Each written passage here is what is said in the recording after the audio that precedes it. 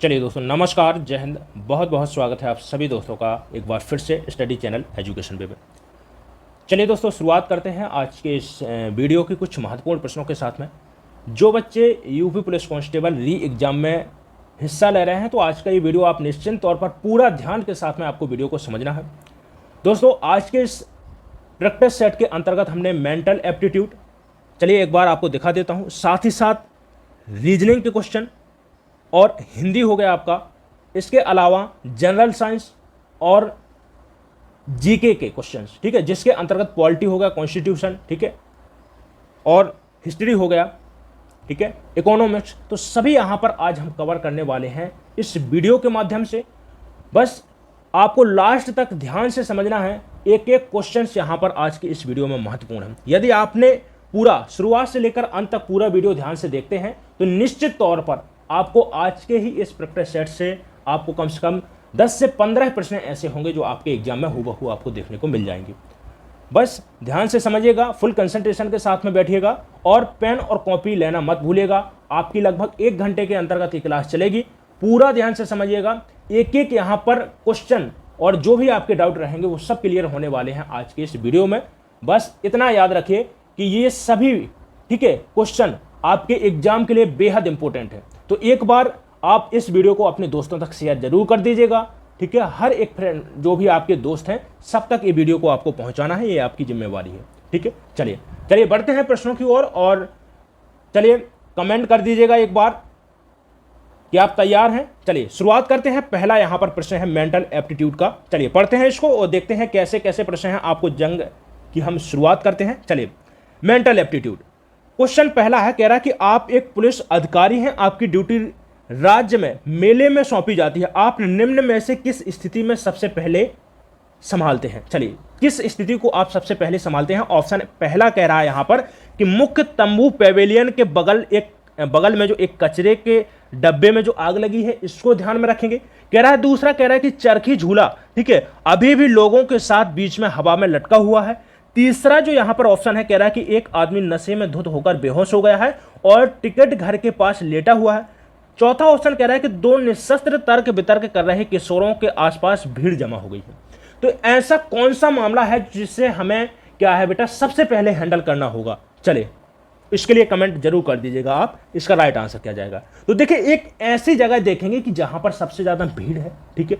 भीड़ कहां पर जमा हो रही है, ज्यादा, देखिए भीड़ जमा होगी, ज्यादातर वहां पर लोग होंगे। तो देखिए, जो मुख्य आपका तंबू पेविलियन है उसके बगल में एक कचरा का डिब्बा है, वहां पर आग लगी है। तो कहां, किसको बचाना होगा सबसे पहले, जो आपका जहां पर ज्यादा भीड़ है उस भीड़ को बचाना होगा कि भाई यहां पर आग ना पहुंच जाए। तो इसको हमको ध्यान में रखना होगा, इसी चीज को हमें सबसे पहले संभालना होगा। ऑप्शन यहां पर पहला हमारा राइट आंसर हो जाएगा। देखिए, जो मुख्य तंबू पेविलियन है यहां पर बहुत ज्यादा भीड़ होगी, ठीक है। तो इसको क्या है आपको देखना होगा और समझना होगा कि किस प्रकार की स्थिति है वहां पर, उसी को आपको हैंडल करना होगा। चलिए बढ़ते हैं दूसरे प्रश्न की ओर और दूसरा प्रश्न है, कह रहा है कि आप एक पुलिस अधिकारी के रूप में तैनात एटीएम पर कार्ड क्लोनिंग के और मामलों को रोकने के लिए आपको क्या करना पड़ेगा। कह रहा है कि एक संदिग्ध अधिकारियों की पहचान के लिए सभी एटीएम में एक एक पर्यवेक्षक, ठीक है, रखने चाहिए। दूसरा कह रहा है कि क्षेत्र अधिकार में सभी एटीएम के अस्थायी रूप से बंद करना चाहिए।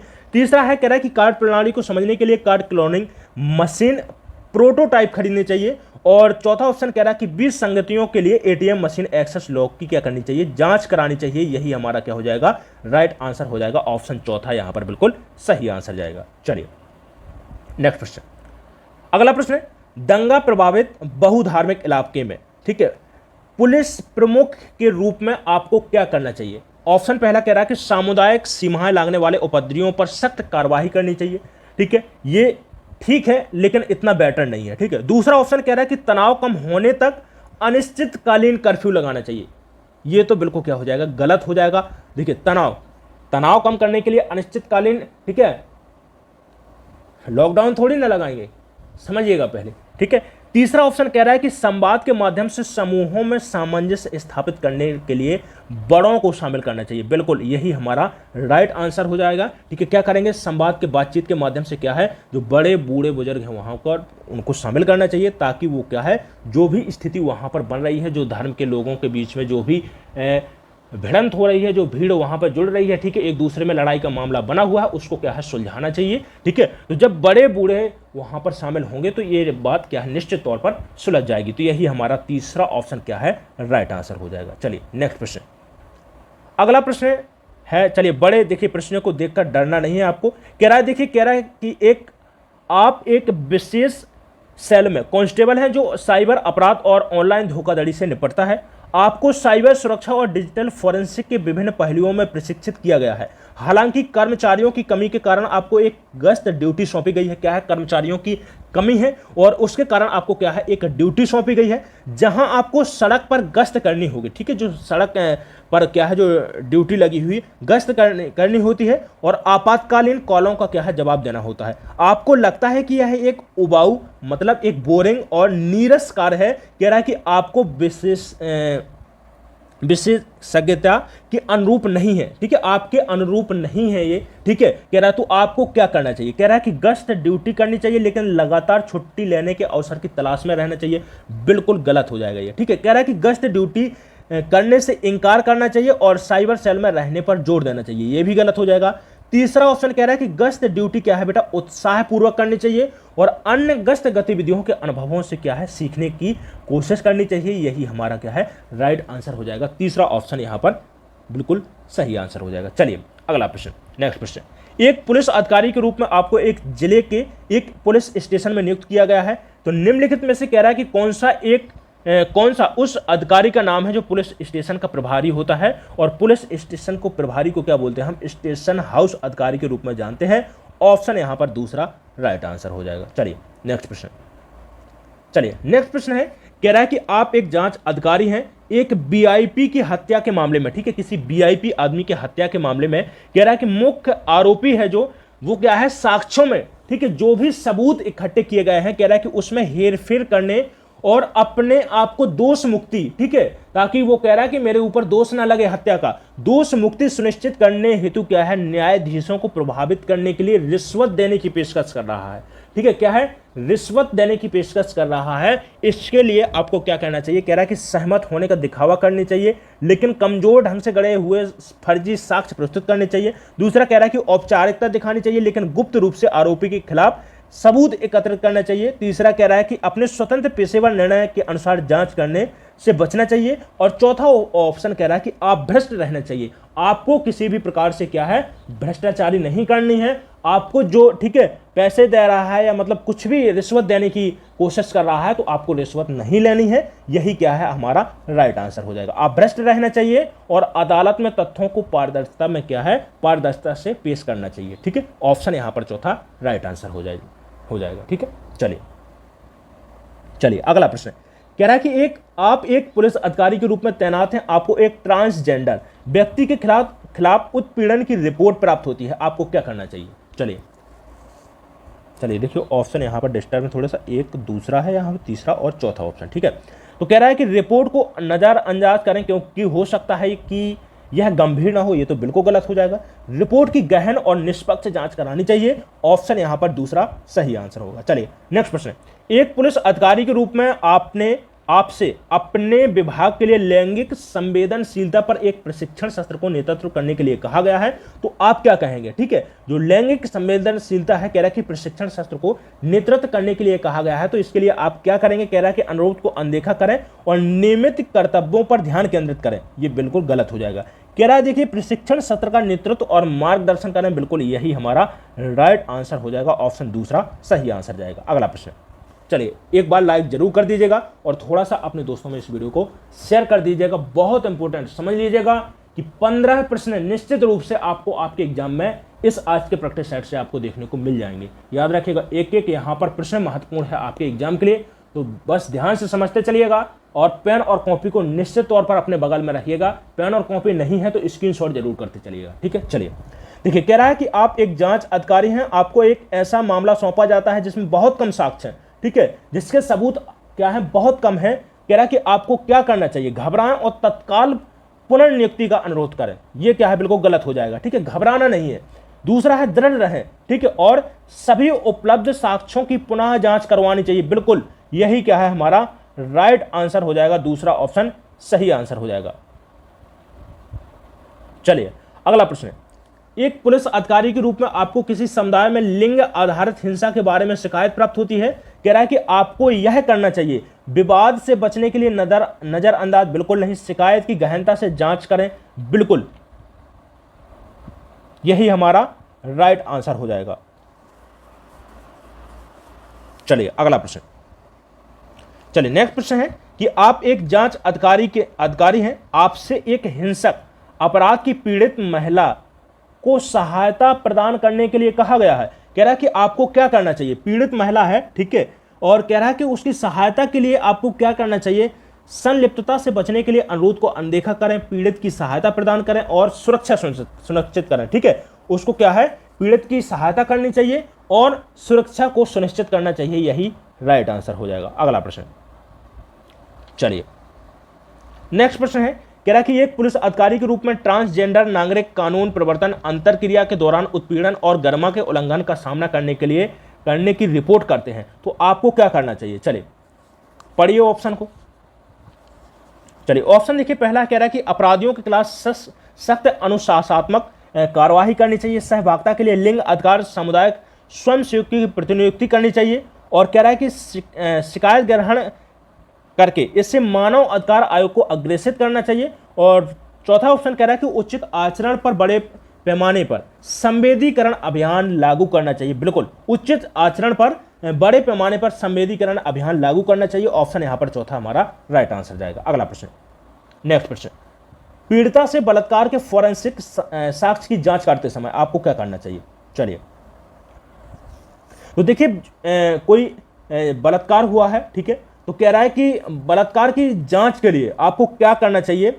चलिए तो क्या करना चाहिए, प्रत्यक्ष भागीदारी, ठीक है, खुद इन्वॉल्व, मतलब खुद उसमें हिस्सा ना लेकर। देखिए कोई लड़की है तो लड़की के लिए यदि हम क्या करें, किसी महिला निरीक्षक को रखें तो वो क्या है, अपनी बातों को ज्यादा अच्छे तरीके से बता पाएगी। ठीक है, समझ रहे हैं ना आप, तो खुद मतलब इन्वॉल्व ना होकर इसमें क्या है, एक अनुभवी महिला निरीक्षक को स्थानांतरित करना चाहिए, और यही हमारा तीसरा ऑप्शन क्या हो जाएगा, राइट आंसर हो जाएगा। चलिए नेक्स्ट प्रश्न,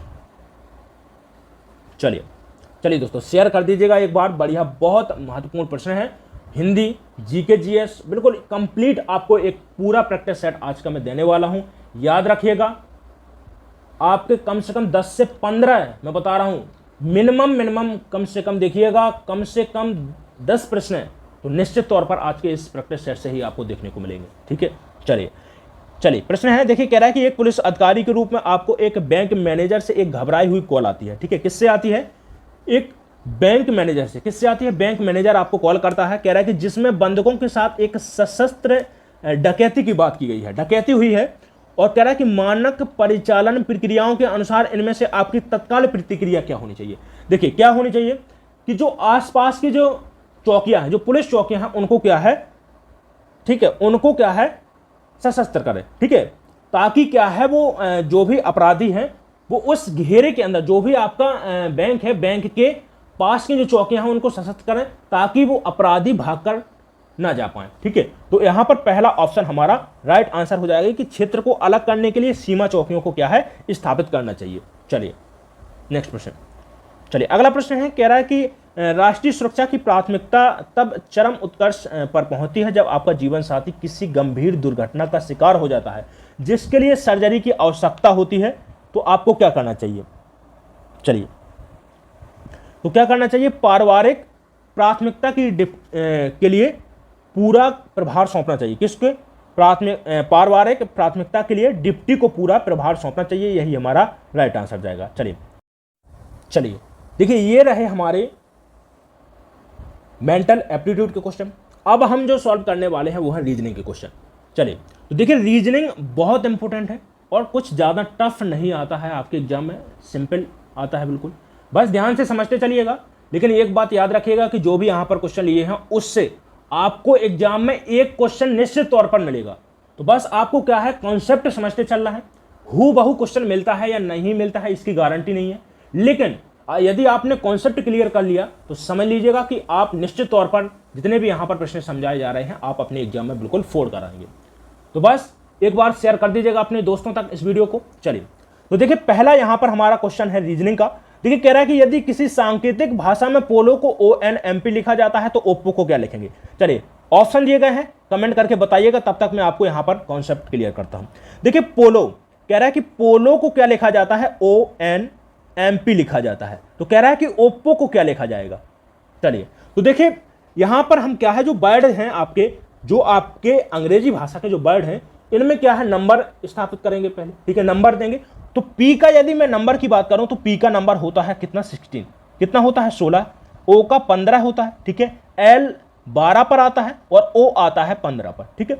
ओ की बात करें तो ओ आपका 15 नंबर पर आता है, एम एन आता है आपका 14 नंबर पर, एम आता है आपका 13 नंबर पर, और पी की बात करें तो आता है 16 नंबर पर, ठीक है। तो देखिए यहां पर आप एक संबंध देखिएगा, इनमें कैसे संबंध बन रहा है, और उसी प्रकार का संबंध आपको व्यक्त करना है यहां पर जो आपसे क्वेश्चन में पूछ रहा है। तो देखिए पी का हम नंबर की बात करें तो पी का जो नंबर है वो क्या है, 16 है, और नीचे यदि हम देखते हैं तो ओ का नंबर क्या है, 15 है। तो यहां पर क्या हो रहा है कि भैया -1 हो रहा है, क्या है -1, 16 से 15 आ रहा है, ठीक है। ओ से बात करें तो ओ से जो आपका एन है वो क्या है, -1 हो रहा है यहां पर, ठीक है। इसी प्रकार एल से एम आपका क्या हो रहा है, +1 हो रहा है, क्या हो रहा है, +1, एक यहां पर बढ़ रहा है। एल का जो नंबर है वो 12 है, एम का नंबर क्या है, +1 है। 15 की बात करें तो 15 से क्या हुआ है, 16 हुआ है, तो यहां पर भी +1 हो रहा है। तो अब हमको क्या करना है, जो हमसे पूछ रहा है यहां पर देखिए, कह रहा है कि ओप्पो को क्या लिखा जाएगा। तो इसी प्रकार देखिएगा हम यहां पर भी नंबर देते हैं। चलिए नंबर क्या देना है, ओ का नंबर 15 है, पी का 16 है, ठीक है, और पी का कितना है 16, और ओ का कितना हो जाएगा, 15 हो जाएगा। तो देखिए हमने यहां पर नंबर में जो संबंध यहां पर स्थापित किया है उसी प्रकार से यहां पर भी संबंध स्थापित करना है। जैसे 15 का 1 माइनस करेंगे तो कितना आएगा, 14, ठीक है। इसी प्रकार 16 में 1 माइनस करेंगे तो 15 आएगा, ठीक है। 16 में 1 माइनस तो 15 आया, और 15 में 1 माइनस तो कितना आ गया, 14। अब हमको देखना है कि भैया जो वर्ड हमने लिए हैं वो नंबर के अनुसार वो कौन से नंबर पर आते हैं। तो 14वें नंबर पर जो वर्ड आता है वो कौन सा वर्ड आता है, एन आता है, समझिएगा, ठीक है। 15वें नंबर पर कौन सा वर्ड आता है, ओ आता है, ठीक है, इसको भी समझिएगा, ठीक है। यहां पर 17 होगा, ठीक है, 17 होगा, 16 का +1 होगा, यहां पर +1 हुआ था। तो 17 पर कौन सा आता है, 17 पर क्यू आता है, और 14 नंबर पर कौन आता है भैया, ओ आता है। कौन आता है, सॉरी यहां पर भी +1 हुआ है, मैंने माइनस किया है, इसके लिए मिस्टेक हो गया, ठीक है। चलिए तो यहां पर भी क्या आता है, पी। तो हमें ऑप्शन मैच करना है कि NOQP जिसमें है वही हमारा राइट आंसर हो जाएगा, NOQP, c option right answer जाएगा। चलिए समझ में आया हो, लाइक जरूर कर दीजिएगा और वीडियो को थोड़ा सा शेयर कर दीजिएगा। चलिए नेक्स्ट यहां पर प्रश्न है, चलिए कह रहा है देखिए यदि का अर्थ माइनस है, बी का अर्थ है, कह रहा है कि यदि ए का अर्थ माइनस है, बी का अर्थ भाग है, और सी का अर्थ प्लस है, और डी का अर्थ गुणा है, तो यहां पर हमको बताना है कि इसका राइट आंसर क्या होगा। तो एक बार इसको हम लिख लेते हैं 18। बी का अर्थ कह रहा है भैया क्या है, भाग है, तो बी का अर्थ क्या है, भाग है, तो भाग 3 हो जाएगा। इसके बाद में कह रहा है कि सी का अर्थ क्या है, प्लस है, तो प्लस के बाद में क्या हो जाएगा, 24 हो जाएगा। और कह रहा है कि ए का अर्थ माइनस है तो 12 आ जाएगा यहां पर, और डी का अर्थ कह रहा है कि गुणा है तो 2 हो जाएगा यहां पर। अब देखिए जो आपका ये सवाल है, ठीक है, जो सवाल है भैया यहां पर सबसे पहले क्या सॉल्व करना है हमें, यहां पर सबसे पहले हम सॉल्व करते हैं भाग को, भाग के बाद में गुणा को, गुणा के बाद में जोड़, और जोड़ के बाद में घटाना को प्रयोग करते हैं। मैथ में आपने समझा ही होगा। चलिए समझते हैं इसको। देखिए 3 का भाग 18 में देंगे 6 आएगा, 3 18 प्लस 24 हो जाएगा, -12 × 2 हो जाएगा। देखिए इसके बाद में हमने क्या है, पहले समझिएगा यहां पर भाग क्लियर कर दिया, इसके बाद में क्या करेंगे, गुणा क्लियर। तो 12 का क्या हो जाएगा, 24, तो -24 हो जाएगा, और माइनस प्लस यहां पर कट जाएगा हमारा, तो आंसर क्या आ जाएगा, 6 आ जाएगा, सी ऑप्शन राइट आंसर हो जाएगा। चलिए नेक्स्ट क्वेश्चन कह रहा है कि दर्पण के माध्यम से घड़ी में समय देखने पर 3:15 दिखाई देता है, तो कह रहा है कि सही समय क्या होगा। जब भी देखिए आपको घड़ी वाला जो दर्पण वाला प्रश्न पूछा जाता है, यदि आपसे पूछा जा रहा है एग्जाम में, तो आपको क्या करना है, चलिए यहां पर आपको देखिए कैसे सॉल्व करेंगे इस प्रश्न को। इस प्रश्न को सॉल्व करने के लिए आपको क्या करना है कि जो भी आपको टाइम दिया जा रहा है, इस टाइम को क्या है 11:60 से 11:60 से आप यदि घटाते हैं तो आपका आंसर क्या है, निकलकर सही आ जाएगा। देखिए 3:15 को घटाएंगे तो क्या आ जाएगा, 10 में से 5 गया, 5 कैरी 1 लिया, ठीक है, 10 का क्या है कैरी 1, 6 में से 2 गया, 3 आएगा, सॉरी 4 आएगा, और 11 में से 3 जाएगा यहां पर, तो क्या बचेगा आपका 8 बचेगा। तो 8:45 हमारा 45 मिनट हमारा क्या हो जाएगा, राइट आंसर हो जाएगा यहां पर, ठीक है।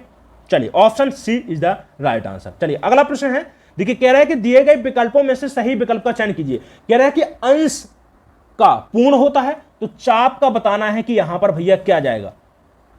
चलिए तो देखिए अंश की बात करें, अंश हम बोलते हैं ना किसी चीज का अंश, मतलब बहुत थोड़ा सा टुकड़ा। मान लीजिए कोई ईंट है और ईंट का मैं बोलूं कि थोड़ा सा अंश दीजिए, मतलब थोड़ा सा यहां पर इतना भाग काट लिया, ये क्या है, अंश हो गया।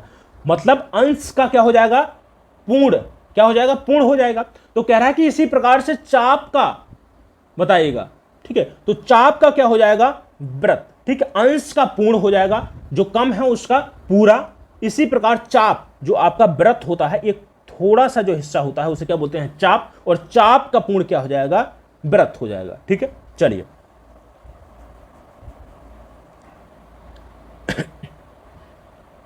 चलिए अगला प्रश्न कह रहा है कि ए बी से अधिक बुद्धिमान है। चलिए बहुत इंपॉर्टेंट प्रश्न है, याद रखिएगा, कैसे सॉल्व करेंगे, चलिए इसको देखते हैं। कह रहा है देखिए ए बी से अधिक बुद्धिमान है, ए है भैया ए, और कह रहा है कि बी से क्या है, अधिक बुद्धिमान है।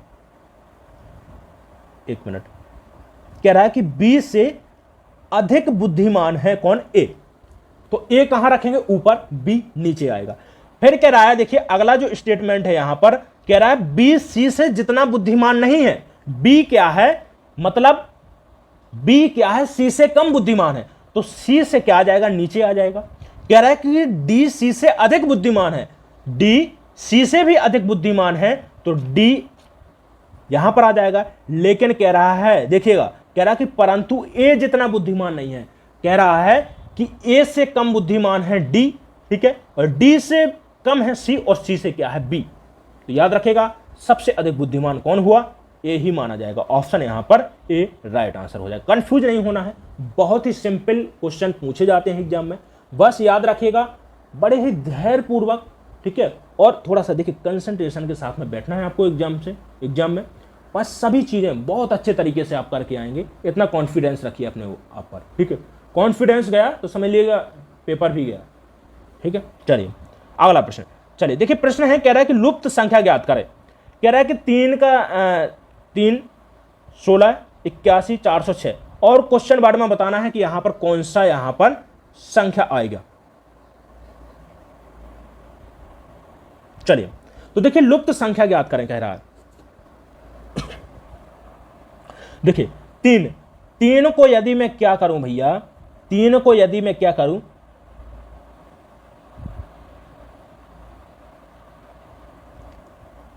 5 से गुना करूं और +1 कर दूं, तो क्या होता है, 16 हो जाएगा। क्या हो जाएगा, जो अगली संख्या, जो नेक्स्ट नंबर बनेगा वो क्या बनेगा, 16।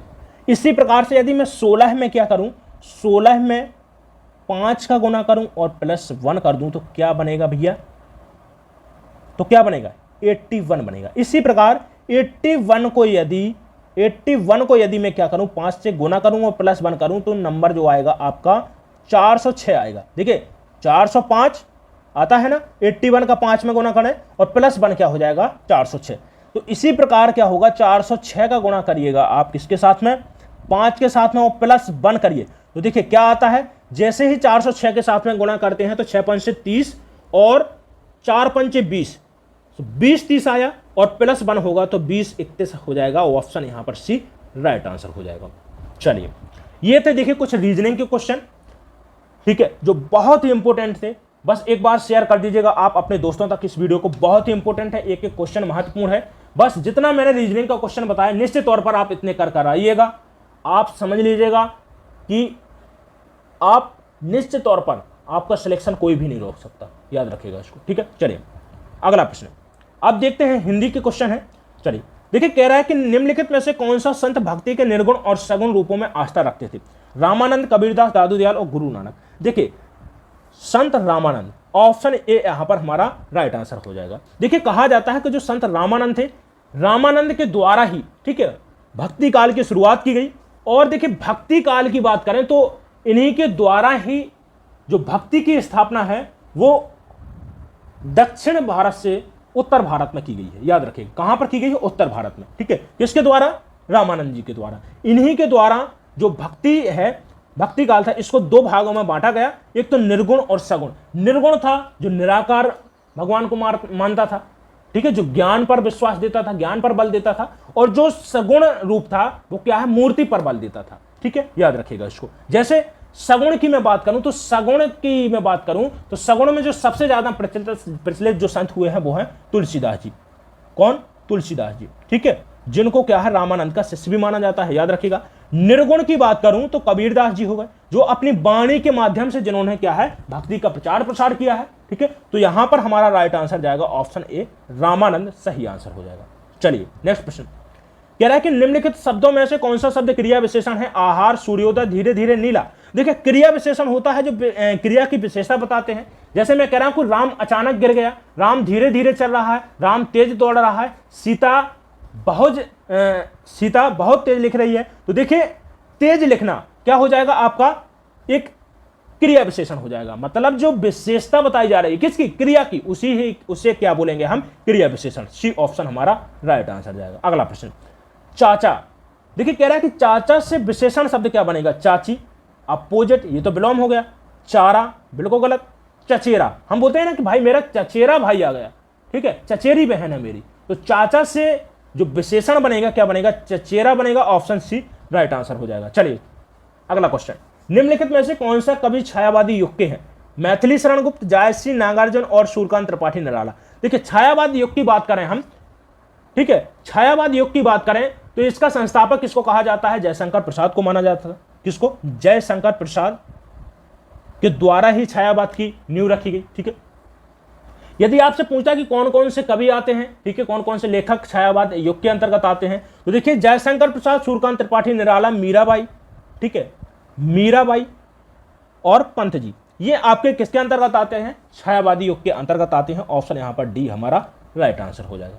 अगला प्रश्न, चलिए नेक्स्ट क्वेश्चन है, कह रहा है कि निम्नलिखित में से कर्मवाच्य का चयन कीजिए। देखिए कर्मवाच्य बताइएगा कि कौन सा यहां पर एक कर्मवाच्य। वाच्य की बेटा बात करूं तीन प्रकार के होते हैं, और वाच्य क्या है, अपनी बात को क्या है, एक कहने का तरीका होता है, ठीक है, क्या होता है, कहने का तरीका होता है कि हम अपनी बात किस प्रकार से कहें। देखिए जो वाच्य है, यदि समझिएगा यहां पर तीनों प्रकार को समझा रहा हूं, यदि जो कर्ता के साथ में जो लिंग पुरुष वचन लगा हुआ है, जैसे राम है, ठीक है, और राम क्या है आपका पुल्लिंग है, और उसी के अनुसार क्रिया लग रही है, तो वहां पर क्या होता है आपका कर्तवाच्य हो जाता है। यदि कर्म के अनुसार क्रिया लग रही है तो वहां पर हो जाएगा कर्मवाच्य। और भाव प्रधान है, यदि क्रिया में भाव की प्रधानता है या फिर क्रिया स्वयं के अनुसार चल रही है तो वहां पर होता है आपका भाववाच्य। चलिए ऑप्शन है, कह रहे हैं कि कुमकुम खाना खाकर सो गई।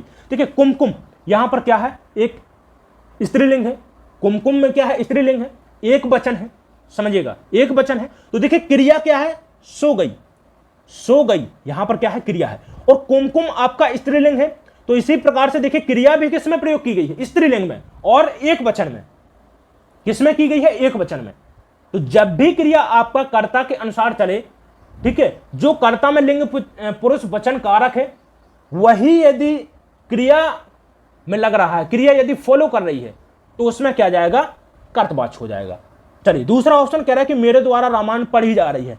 मेरे द्वारा रामायण पढ़ी जा रही है और मैं कहता कि मेरे द्वारा खाना खाया जा रहा है, तो देखिए खाना खाया जा रहा है, तो देखिए क्रिया यहां पर बदल गई।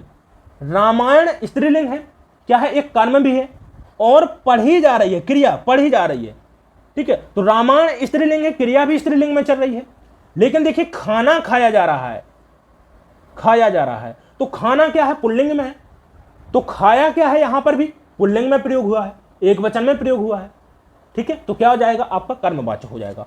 तो ऑप्शन यहां पर बी राइट आंसर हो जाएगा, ठीक है। इसके बाद में सी कह रहा है कि मुझसे सर्दियों में नहीं नहाया जाता। देखिए मुझसे सर्दियों में नहीं नहाया जाता, क्या है बेटा, एक भाव प्रधान है। मुझसे यार चला नहीं जाता, बैठा नहीं जाता है, बेबस हूं, ठीक है, एक भाव की प्रधानता है, ठीक है। अगला है, कह रहा है कि मुझसे हंसा जाता है, इसमें भी क्या है, क्रिया प्रधान है, हंसा जाता है, ठीक है। यही हमारा बी ऑप्शन राइट आंसर हो जाएगा। अगला क्वेश्चन, चलिए एक बार बहुत ज़बरदस्त तरीके से शेयर कर दीजिएगा। आज का पूरा ये समझ लीजिएगा एक मैराथन ही है और एक एक प्रश्न आपके एग्जाम के लिए महत्वपूर्ण रहेंगे आज के इस सेट से। तो बस आपको शेयर करना है लगातार 3 दिन तक। आपके ये प्रैक्टिस सेट चला रहा हूँ मैं। देखिए 21-22 ठीक है, 3 दिन के आपका 23 को एग्ज़ाम है। चलिए कोई बात नहीं, डबल कर दूंगा वीडियो को, ठीक है। तो आप देख लीजिएगा और एक एक चीज़ को देखिए। आज आपका जीके हो गया, रीजनिंग हो गया, कुछ ऐसे मैंने टॉपिक कंप्लीट यहाँ पर कर दिए। इसके बाद में जो अगला मैं लूँगा उसमें आपका यूपी स्पेशल के कुछ महत्वपूर्ण क्वेश्चन और साथ में करंट अफेयर्स भी ले लूँगा। तो आपका देखिए जल्दी से फटाफट आपका रिवीजन भी हो जाएगा और आप बिल्कुल देखिए तैयारी करते रहिएगा, जोर शोर से तैयारी करिएगा। फोकस करें आप कि कुछ आपको अब नया नहीं सीखना है, बस आप प्रैक्टिस सेट ज्वाइन करें, ज़्यादा से ज़्यादा क्वेश्चन देखें। और एक बात याद रखिएगा कि जहाँ पर भी गलती हो रही है उसको थोड़ा सा देखिए, जो भी आपका वीक पॉइंट है उसे समझने की कोशिश करिएगा, ठीक है। चलिए देखिए कह रहा है कि निम्नलिखित में से कौन सी रचना विष्णु प्रभाकर जी का नहीं है। देखिए आवारा मसीहा, अर्धनारीश्वर, बादलों के पार और प्रकाश और परछाइयां। बादलों के पार नहीं, ऑप्शन यहाँ पर सी राइट आंसर हो जाएगा। चलिए नेक्स्ट प्रश्न, अगला प्रश्न है, कह रहा है कि चंद्रधर शर्मा गुलेरी उसने कहा था का नायक कौन है भैया? लहना सिंह है। कौन है? लहना सिंह है, ऑप्शन यहाँ पर बी राइट आंसर जाएगा। निम्नलिखित में से कह रहा है कि अनेकार्थ शब्द क्या है? कल, निशा, व्याधि, अवधि। देखिए कल राइट आंसर हो जाएगा। जो कल है देखिए इसके कई अर्थ निकलते हैं। एक तो कह रहा है कि कल आने वाले कल के लिए भी प्रयोग करते हैं, बीता हुआ जो कल है उसको भी प्रयोग करते हैं। कल, कल क्या है? एक कल कल की कहते हैं ना कि ध्वनि, ठीक है, कल कल की ध्वनि आ रही है उसके लिए भी प्रयोग करते हैं। तो याद रखिएगा ऑप्शन यहाँ पर ए हमारा राइट आंसर हो जाएगा। अगला प्रश्न, देवासुर। देवासुर मतलब देव और असुर, देव और असुर, ठीक है। क्या है? देव और असुर। तो देखिएगा देवासुर में कह रहा है कि कौन सा समास है? जहां पर भी देखिएगा देव क्या है? सुर है, और असुर क्या है? असुर ही है भैया। तो देखिए सुर और असुर मतलब याद रखिएगा जहां पर भी विपरीत अर्थ में यदि शब्द जुड़े हुए हैं, ठीक है, लेकिन याद रखिएगा इसमें क्या है? हमें योजक चिन्ह नहीं दिखाई दे रहा है। तो आपको याद रखना है कि यहां पर कौन सा समास है? द्वंद्व समास है। और कौन सा द्वंद्व है? तो समाहार। कौन सा है? समाहार। समाहार द्वंद्व है इसमें, ठीक है। तो यहां पर बी ऑप्शन हमारा राइट आंसर हो जाएगा। चलिए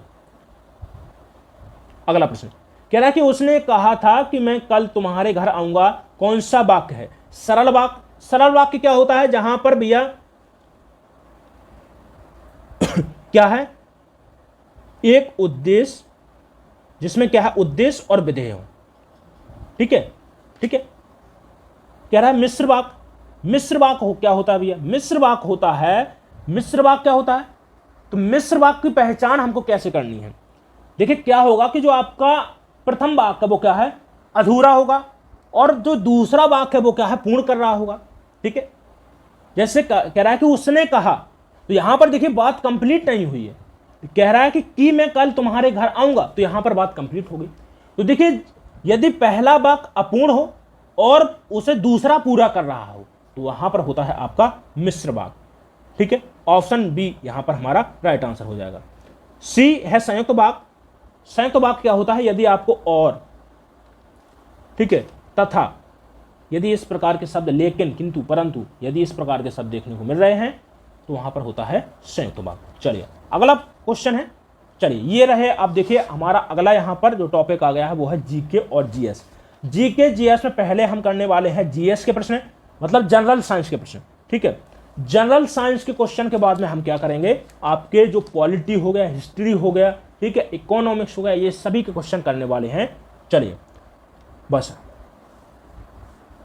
एक बार इस वीडियो को आप शेयर कर दीजिएगा, और यदि आपको सभी चीजें समझ में आ रही हों तो बस एक लाइक जरूर करके जाइएगा वीडियो को, ठीक है। चलिए चलिए देखिए कह रहा है कि शॉर्ट सर्किट, जिसको क्या बोलते हैं हम, लघु पथन के समय परिपथ में धारा, भैया बताना है आपको। कह रहा है कि काफी कम हो जाती है, परिवर्तित नहीं होती, अत्यधिक बढ़ जाती है, और कह रहा है कि घटती बढ़ती रहती है। चलिए देखिए शॉर्ट सर्किट क्या होता है कि जब भी आपका जिस तार में, हम तार बोल सकते हैं, ठीक है, जब भी क्या है किसी तार में आपका करंट फ्लो हो रहा है, वो आपका जो अर्थिंग वाला तार होता है, ठीक है, जो अर्थिंग वाला तार होता है, या बोल सकते हैं कि उदासीन जो तार है, उसमें क्या होता है जब भी आपस में भिड़ते हैं तो क्या होता है? इसमें एक फॉल्ट होता है। क्या होता है? फॉल्ट, जिसे क्या बोलते हैं, कहते हैं ना यार, उस डीपी पर फॉल्ट हो गया, ठीक है, फॉल्ट सुना होगा आपने सब। तो फॉल्ट क्यों होता है? जब भी क्या है, जिस आपकी तार में धारा बह रही है और आपका जो अर्थिंग वाला तार, दोनों आपस में जब भी टच होंगे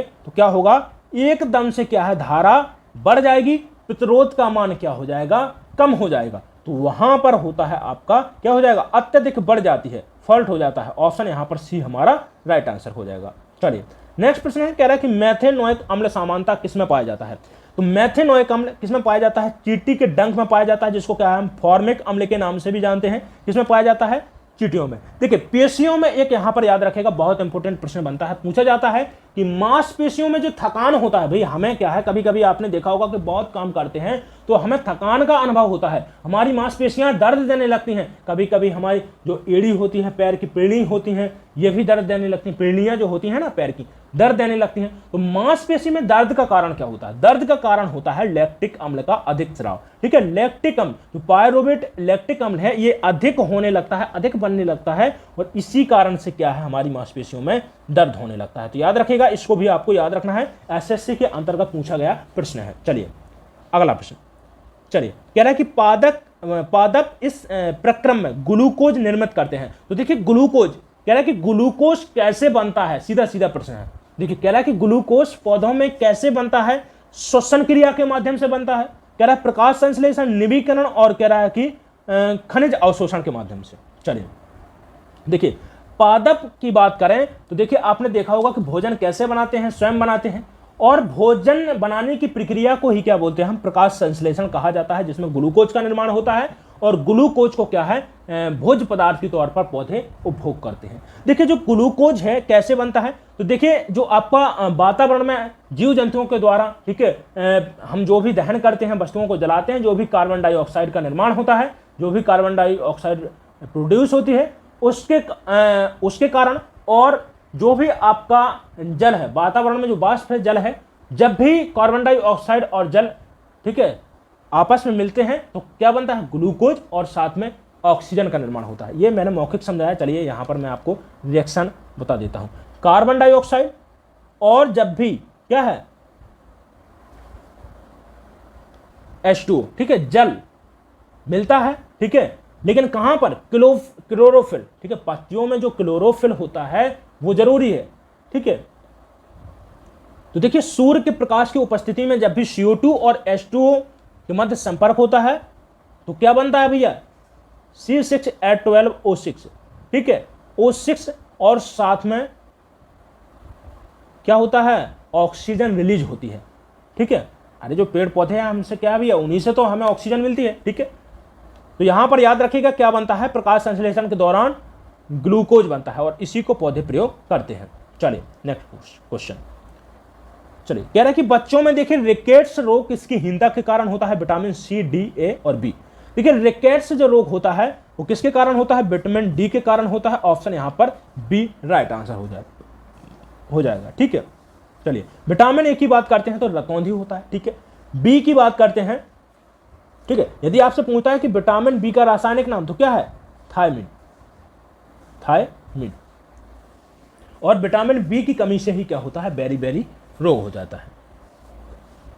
चलिए मसूड़ों का कमजोर होना और स्कर्वी, ये किसके कारण होता है? विटामिन सी के कारण होता है। त्वचा क्या है? त्वचा सल्की होने लगती है। ये सभी किसके लक्षण होते हैं? विटामिन सी के कारण होते हैं, कमी के कारण। चलिए अगला प्रश्न है, कह रहा है कि किसी तारे में टिमटिमाहट किस कारण से होती है? देखिए तो किसके कारण होती है भैया? वायुमंडल इसका मुख्य कारण होता है। और वायुमंडल क्या है? तो वायुमंडल में क्या है भैया? अपवर्तन के कारण। तारे के प्रकाश का क्या है? जो वायुमंडलीय अपवर्तन होता है, इसी के कारण तारे टिमटिमाते हैं, ठीक है। चलिए देखिए एक और यहां पर आपको नोट कर लेना है, कुछ महत्वपूर्ण पॉइंट बता रहा हूं मैं आपको। देखिए प्रश्न पूछा जाता है कि मृग मारीचिका किसके कारण होता है? हीरे का चमकना किसके कारण होता है? तो ये सभी किसके कारण होता है? मृग, एक तो मृग मारीचिका और हीरा का चमकना होता है आपका पूर्ण आंतरिक परावर्तन के कारण। पूर्ण आंतरिक परावर्तन के कारण होता है। इंपोर्टेंट है, वेरी इंपोर्टेंट है, इसको आप नोट कर लीजिए। चलिए नेक्स्ट प्रश्न, बायोगैस। देखिए कह रहा है कि जैव गैस के बारे में निम्नलिखित में से कौन सा एक कथन सही नहीं है, बताइएगा इसको। कह रहा है कि यह मुख्यतः मीथेन से बनी होती है, बिल्कुल सही है। कह रहा है कि अनवीनीकरण ऊर्जा का स्रोत है, गलत है। कह रहा है कि यह ऑक्सीजन की अनुपस्थिति में गोबर के अपघटन के द्वारा बनती है, बिल्कुल सही है। कह रहा है कि बिना धुएं के जलती है, देखिए इसके कारण कोई प्रदूषण नहीं होता है, और कह रहा है कि कोई अपशिष्ट भी नहीं बनता है, बिल्कुल सही है। देखिए जो आपका बायोगैस है ये क्या है भैया, एक नवीनीकरण, ठीक है, क्या है, एक नवीकरणीय स्रोत है। नवीकरणीय स्रोत क्या होते हैं, नवीकरणीय स्रोत होते हैं जिनकी क्या है, भविष्य में जो संसाधन खत्म ना हो, ठीक है, उनको क्या बोलते हैं, नवीकरणीय स्रोत बोलते हैं। वो अनवीकरणीय स्रोत क्या होते हैं, जो क्या है भविष्य में खत्म होने की संभावना है, ठीक है, समझिएगा। जैसे देखिए पेट्रोल हो गया, डीजल हो गया, कोयला हो गया, इनकी क्या है, भविष्य में खत्म होने की संभावना है, तो क्या बोलते हैं, अनवीनीकरण स्रोत।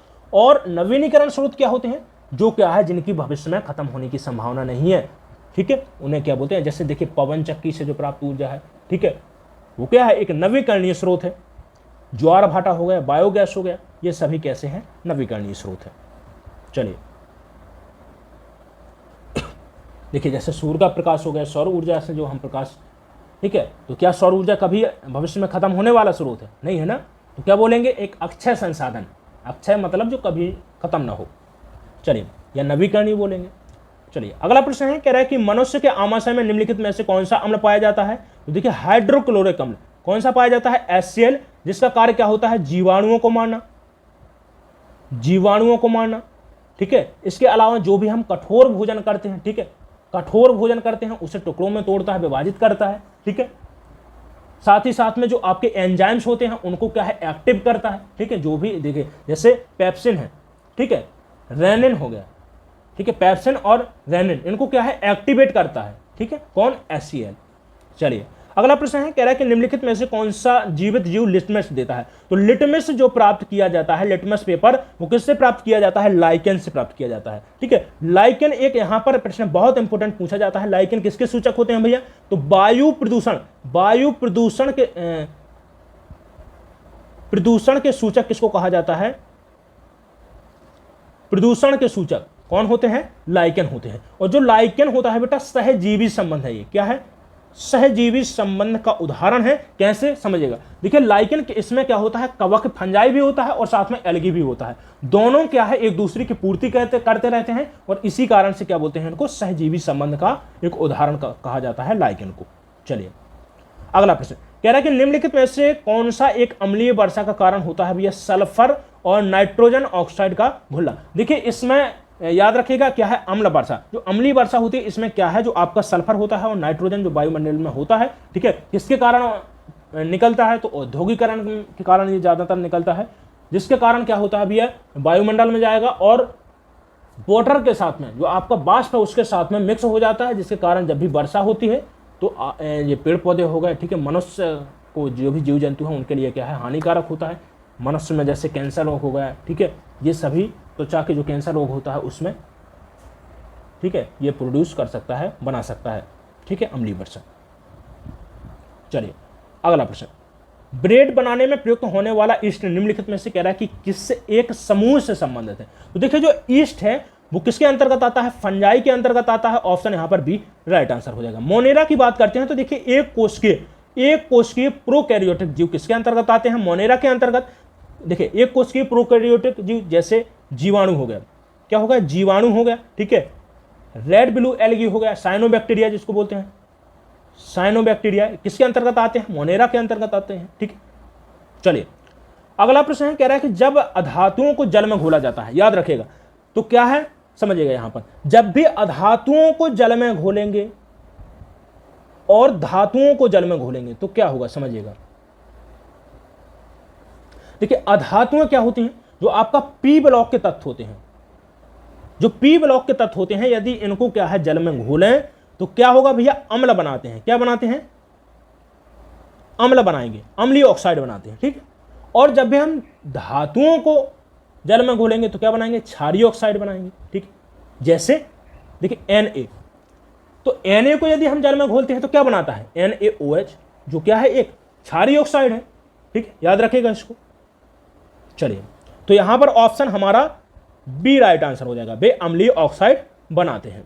चलिए नेक्स्ट क्वेश्चन कह रहा है, देखिए मान लीजिए किसी दुर्घटना के कारण किसी व्यक्ति के मुख और ओइसोफेगस क्या है, ग्रास नली जो होता है, ठीक है, जिसे क्या बोलते हैं, फूड पाइप, जो आपका भोजन पहुंचाती है आमाशय तक, ठीक है, ये है मुख, ये जो पाइप होती है, ठीक है, इसे क्या बोलते हैं, फूड पाइप। कह रहा है कि ग्रास नली का कोमल जो अस्तर होता है, स्तर क्षतिग्रस्त हो जाता है, इस मामले में कौन सा ऊतक प्रभावित होता है। तो देखिए जो आपका फूड पाइप है और मुख, इसमें क्या होता है, सल की उपकला पाई जाती है। कौन सा पेशी पाया जाता है, सल की उपकला पाई जाती है। ऑप्शन यहां पर सी राइट आंसर हो जाएगा। अगला क्वेश्चन देखिए, कह रहा है कि एक सामान्य वयस्क शरीर में लगभग कितना मैग्नीशियम होता है, कितना होता है भैया, 25 ग्राम, ठीक है, ऑप्शन ए राइट आंसर हो जाएगा। अगला प्रश्न है कि सबसे बड़ी मानव कोशिका कौन सी होती है। देखिए सबसे बड़ी और सबसे लंबी दोनों को समझना है। सबसे बड़ी मानव कोशिका और सबसे लंबी, लीवर की बात करते हैं तो सबसे बड़ी ग्रंथि मानी जाती है मानव शरीर की, ठीक है, सबसे बड़ी ग्रंथि है, ठीक है। त्वचा कह रहा है प्लीहा और डिम, यही क्या हो जाएगा, राइट आंसर। सबसे बड़ी कोशिका होती है डिम, ठीक है, क्या होती है, डिम्ब को कहा जाता है, और ठीक है, जैसे क्या बोलते हैं, अंड कोशिका भी बोलते हैं, क्या बोलते हैं, अंड कोशिका। और यदि आपसे पूछता है सबसे लंबी, तो वो होती है तंत्रिका कोशिका, क्या होती है, तंत्रिका कोशिका, ठीक है, ठीक है। चलिए कमेंट करिएगा भैया। सौरोलॉजी, सौरोलॉजी कह रहा है कि किसका अध्ययन है, मच्छर का, सांप का, तिलचट्टा, छिपकली। तो देखिए किसका है, छिपकली का अध्ययन होता है, ठीक है, क्या कहलाता है, saurology. Option b right answer हो जाएगा। अगला क्वेश्चन कह रहा है, देखिए चलिए अब आ गए, देखिए आपके हिस्ट्री के कुछ क्वेश्चन, याद रखिएगा, वेरी वेरी इंपॉर्टेंट है। एक एक क्वेश्चन यहां पर इंपॉर्टेंट है, बस ध्यान से समझते चलिएगा और हो सके तो स्क्रीनशॉट करते चलिएगा, ठीक है। चलिए देखिए, कह रहा है कि सर्वप्रथम भारतीय राष्ट्रीय कांग्रेस के संबंध में यह किसने कहा था कि यह केवल एक सूक्ष्म अल्पसंख्यक वर्ग का प्रतिनिधित्व करती है। यह कथन वेरी वेरी इंपॉर्टेंट है और कई बार एग्जाम्स में पूछा जा चुका है, ठीक है। तो देखिए किसके द्वारा कहा गया था, चलिए तो ऑप्शन यहां पर बी राइट आंसर हो जाएगा बेटा, लॉर्ड डफरिन के द्वारा। किसके द्वारा, लॉर्ड डफरिन के द्वारा कहा गया था कि जो कांग्रेस है वो अति सूक्ष्म, बहुत ही कम लोगों का प्रतिनिधित्व करती है, ठीक है, याद रखिएगा। किसके द्वारा, लॉर्ड डफरिन के द्वारा। ठीक है, लॉर्ड डफरिन, एक यहां पर इंपॉर्टेंट पॉइंट नोट करना है, पूछा जाता है कि कांग्रेस की स्थापना के समय भारत के वायसराय कौन रहे हैं, गवर्नर जनरल कौन रहे हैं। तो याद रखिएगा कौन थे, लॉर्ड डफरिन थे वायसराय, ठीक है, इसको भी आपको नोट कर लेना है, ठीक है। लॉर्ड कर्जन को जाना जाता है बंगाल विभाजन के लिए, ठीक है, बंगाल विभाजन किसके द्वारा, लॉर्ड कर्जन के द्वारा, ठीक है, याद रखिएगा इसको। चलिए अगला प्रश्न, निम्नलिखित में से कौन सा भारत के संविधान का भाग सही सुमेलित नहीं है। चलिए बताइएगा। कह रहा है कि भाग दूसरा कह रहा है कि नागरिकता से संबंधित है, चौथा राज्य के नीति निर्देशक तत्व, और पांचवा कह रहा है कि मौलिक कर्तव्य, और भाग तीसरा मौलिक अधिकार। देखिए भाग पहला में क्या बताया गया भैया, संघ और उसके राज्य क्षेत्र। भाग दूसरा में नागरिकता का उल्लेख है, भाग तीसरा मौलिक अधिकार से संबंधित है, और जो भाग चौथा है वो राज्य के नीति निर्देशक सिद्धांत से भरा पड़ा है। लेकिन जो मौलिक कर्तव्य है वो भाग 5 में ना होकर किसमें है भैया, भाग 4A में, ठीक है, भाग 4A में इनको रखा गया है, याद रखेगा। और कब रखा गया है, तो 42वें संविधान संशोधन के दौरान। तो ऑप्शन यहां पर सी हमारा राइट आंसर जाएगा। चलिए नेक्स्ट प्रश्न, चलिए कह रहा है, देखिए प्राचीन नालंदा विश्वविद्यालय का संस्थापक किसको कहा जाता है। देखिए दो यहां पर विश्वविद्यालय को आपको नोट कर लेना है, एक तो है विक्रमशिला, ठीक है, और दूसरा है नालंदा। नालंदा विश्वविद्यालय की स्थापना की बात करें तो किसके द्वारा इसकी स्थापना की गई थी, कुमारगुप्त के द्वारा, ठीक है, याद रखिएगा किसके द्वारा, कुमारगुप्त के द्वारा नालंदा विश्वविद्यालय की स्थापना की गई थी पाटलिपुत्र में, ठीक है, यह भी याद रखिएगा, पाटलिपुत्र पटना के निकट, ठीक है।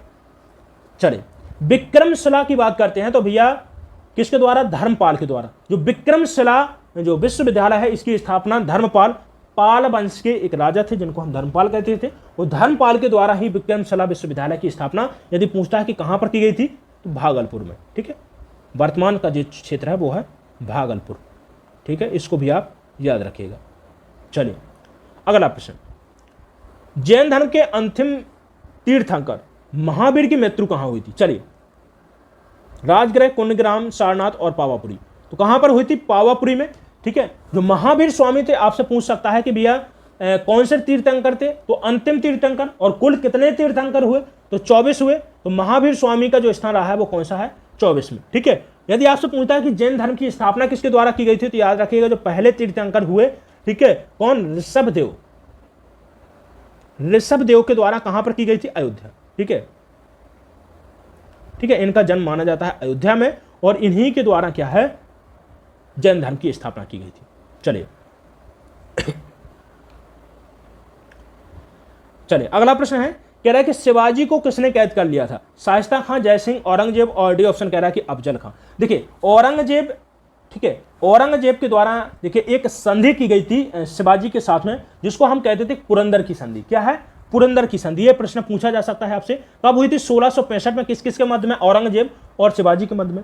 जो बेटा पुरंदर की जो संधि है, ठीक है, इसी के उपरांत क्या है, कहा सुनी हुई थी शिवाजी और औरंगजेब के मध्य में, और इनको बंदी बना लिया गया था शिवाजी और संभाजी के साथ में। किसके द्वारा, औरंगजेब के द्वारा, ठीक है। ऑप्शन यहां पर सी राइट आंसर जाएगा। चलिए अगला क्वेश्चन, पंडित रविशंकर का संबंध, कह रहा है कि निम्नलिखित में से किस वादन यंत्र से रहा है।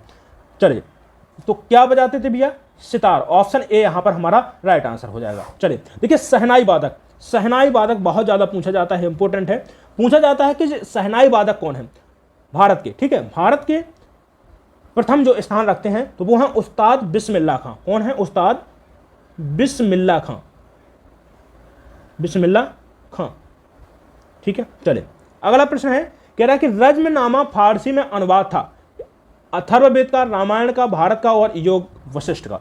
चलिए तो देखिए रज्मनामा भैया जो फारसी में अनुवाद था वो किसका था, महाभारत का था। याद रखिएगा ऑप्शन यहां पर सी राइट आंसर हो जाएगा, ठीक है। क्या था, फारसी अनुवाद। देखिए यदि आपसे प्रश्न पूछता है कि जो रज्मनामा है इसका अनुवाद किसके द्वारा करवाया गया था और किसने किया था अनुवाद, ठीक है। चलिए चलिए देखिए अकबर की हम भैया बात करें तो अकबर, ठीक है, अकबर के द्वारा, ठीक है, कहां पर,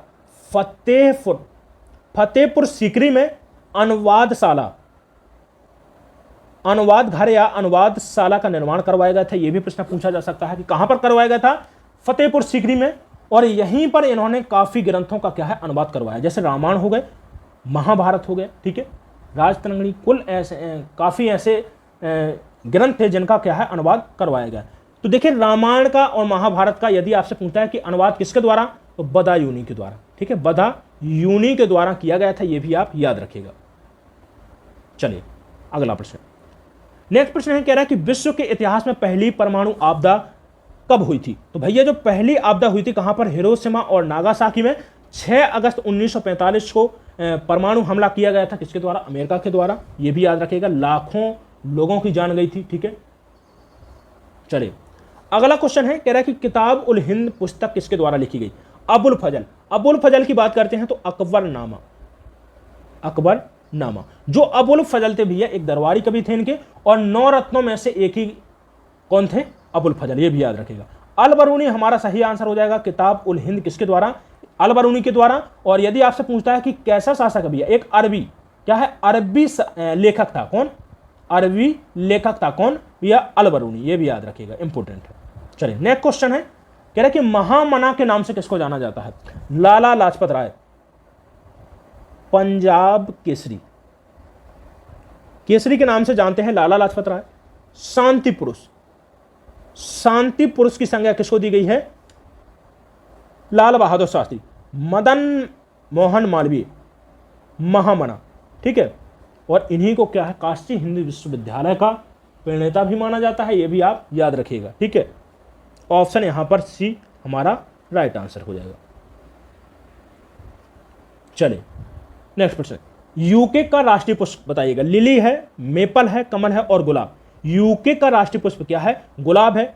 आपको बताना है उत्तर प्रदेश का राष्ट्रीय पुष्प और भारत का। तो भारत का क्या है भैया, कमल है, लेकिन उत्तर प्रदेश का आप कमेंट बॉक्स में इसको कमेंट करेंगे। चलिए नेक्स्ट क्वेश्चन, नेक्स्ट क्वेश्चन है, कह रहा है कि भारतीय संविधान के अनुसार दर बदल के आधार पर निर्हर्तता का उल्लेख है 9वीं अनुसूची में, 10वीं में, 8वीं में और 5वीं में। तो किसमें है भैया, 10वीं अनुसूची में, ठीक है। ऑप्शन यहां पर बी राइट आंसर हो जाएगा। ठीक है, यदि आपसे पूछता है कि संविधान के अंतर्गत, ठीक है, सबसे पहले अनुसूची में संशोधन कब किया गया, तो याद रखिएगा 1951 में, और इसी के फलस्वरूप क्या है, 9वीं अनुसूची को, ठीक है, भूमि सुधार अधिनियम जोड़ा गया था। ठीक है, चलिए नेक्स्ट क्वेश्चन। अगला क्वेश्चन है 1816 में सुगौली की संधि अंग्रेज और कैरा के किसके मध्य में हुई थी, तो याद रखिएगा सुगौली की संधि किसके मध्य में हुई थी। देखिए तो ये संधि किसके मध्य में हुई थी, अंग्रेज और गजराज मिश्र के मध्य में, जिनको क्या है गोरखा के नाम से भी हम जानते हैं। जो गजराज मिश्र थे, ठीक है, देखिए एक जो मिथिला क्षेत्र है, मिथिला क्षेत्र हुआ करता था, और इसी जो क्षेत्र है वो किसमें चला गया, फिर नेपाल के अंतर्गत चला गया। और इसी कारण से क्या है भैया, जो नेपाल का जो सीमा रेखा है, इसके बाद में किस संधि के बाद में हुई थी निर्धारण, सुगौली की संधि के बाद में भी उसका बाद में ही इसका निर्धारण किया गया था। ठीक है, याद रखिएगा इसको। अगला क्वेश्चन है, कह रहा है कि हीराकुंड बांध किस नदी पर है, हीराकुंड बांध किस नदी पर है, कह रहा है महानदी, कृष्णा, नर्मदा और गोदावरी। महानदी पर भारत का सबसे लंबा बांध, भारत का सबसे लंबा बांध पूछता है तो कहां पर है भैया, उड़ीसा महानदी पर। कौन सा बांध है, हीराकुंड बांध, यही हमारा सही आंसर हो जाएगा। कृष्णा नदी पर है श्रीशैलम बांध, नागार्जुन सागर बांध, ठीक है। नर्मदा पर है सरदार सरोवर बांध, ठीक है। गोदावरी नदी का इंपोर्टेंट है, आपको याद रखना है, एक तो है पोलावरम बांध जो कहां पर है, आंध्र प्रदेश में, और पोचमपाद बांध, ठीक है, इनको आप नोट कर लीजिएगा। चलिए अगला क्वेश्चन है, सत्यार्थ प्रकाश किसने लिखी। ऑप्शन ये कह रहा है कि दयानंद सरस्वती, राजा राम मोहन राय, स्वामी विवेकानंद और रामकृष्ण परमहंस ने। तो किसने लिखी भैया, स्वामी दयानंद सरस्वती के द्वारा लिखी गई, ठीक है। तमस, इसके अलावा संवाद कौमुदी, ये दो रचना याद रखिएगा किसकी हैं, राजा राम मोहन राय की, ठीक है। आधुनिक पुरुष के नाम से भी हम जानते थे, ये भी आपको नोट कर लेना है, ठीक है। सूर्य के सबसे निकट ग्रह बुध है, ठीक है, याद रखिएगा। पांचवा सबसे बड़ा ग्रह आपका पृथ्वी है, ठीक है। सबसे छोटा यदि उपग्रह पूछता है तो वो है आपका खगोश, ठीक है। चलिए अगला प्रश्न, नेक्स्ट प्रश्न है, कह रहा है कि तुगलकनामा की रचना किसने की। अबुल फजल, जियाउद्दीन बर्नी और अब्बास खान शेरवानी, और कह रहा है कि आमिर खुसरो। बिल्कुल किसके द्वारा की गई थी, आमिर खुसरो के द्वारा। ऑप्शन यहां पर डी राइट आंसर हो जाएगा। चलिए रिगा की राजधानी बताइएगा। रिगा की राजधानी क्या है, लातविया, और यदि आपसे मुद्रा पूछता है तो क्या है, यूरो। दोनों को नोट करना है आपको, ठीक है। रिगा की राजधानी क्या है, राजधानी क्या है, कैपिटल क्या है, लातविया की राजधानी क्या है, रिगा, और लातविया की यदि मुद्रा पूछता है तो वो क्या है, यूरो है। ऑप्शन यहां पर सी फॉर कनाडा राइट आंसर हो जाएगा। अगला क्वेश्चन, ग्रामीण युवा रोजगार हेतु प्रशिक्षण कार्यक्रम की शुरुआत किस वर्ष की गई थी। चलिए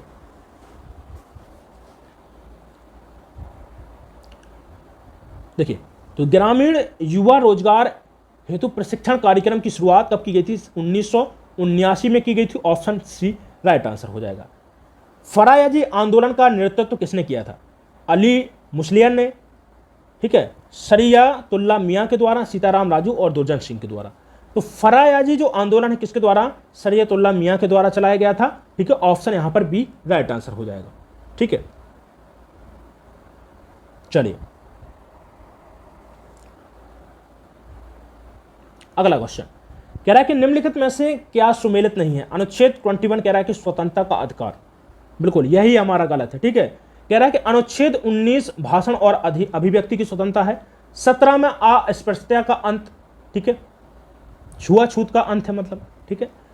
अनुच्छेद 32 है संवैधानिक उपचारों का, ठीक है, स्वतंत्रता दी गई है।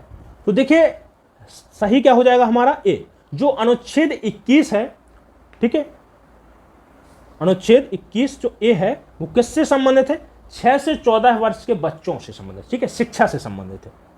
चलिए अगला क्वेश्चन, कह रहा है कि प्राचीन भारत की निम्नलिखित पुस्तकों में से किस एक में शुंग राजवंश के संस्थापक के पुत्र की प्रेम कहानी है। तो किसमें है भैया, मालविका अग्निमित्रम, जिसमें से मालविका और अग्निमित्र की प्रेम कहानी का वर्णन देखने को मिलता है। और यह रचना किसकी है, यदि आपसे रचना पूछता है तो यह रचना है कालिदास जी की, ठीक है, याद रखिएगा, ये इंपॉर्टेंट है, कालिदास जी की। मेघदूतम भी कालिदास की है, रत्नावली हर्षवर्धन की है, और स्वप्नवास दत्त किसका नाटक है? भास का नाटक है। ठीक है, चलिए नेक्स्ट प्रश्न कह रहा है कि अरबों ने भारत पर पहला सफल आक्रमण कब किया था? तो देखिए सफल आक्रमण कब किया था? 1712 में। किसके द्वारा? मोहम्मद बिन कासम। मोहम्मद बिन कासम के द्वारा किया गया था। ठीक है, कहां पर? सिंध प्रांत पर। सिंध प्रांत पर, ठीक है, को जीता था। पहला ये अरबों के द्वारा किया गया आक्रमण था, ये भी याद रखिएगा, 1712 में। चलिए